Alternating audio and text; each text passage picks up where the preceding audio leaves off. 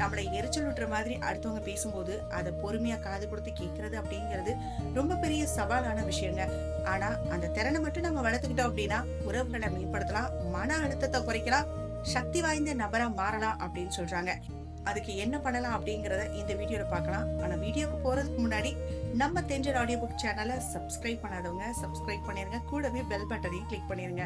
நம்மளை எரிச்சல் விட்டுற மாதிரி பேசக்கூடிய நபர்கள் பேசுறத கேட்கறதுக்கு முன்னாடி சில தீர்மானங்களை நாம எடுத்துக்கணுங்க.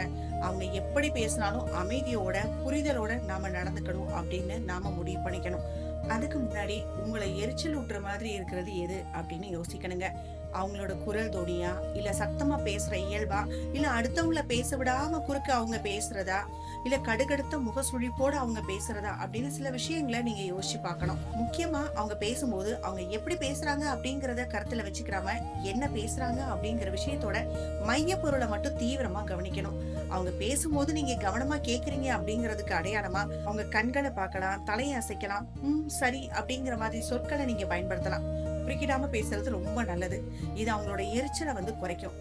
ஏன் இப்படி உணர்ச்சி வசப்பட்டு பதட்டமா பேசுறாங்க, அவங்களுக்கு என்ன பிரச்சனையோ அப்படின்னு அவங்க மேல நீங்க அனுதாபப்படலாம்.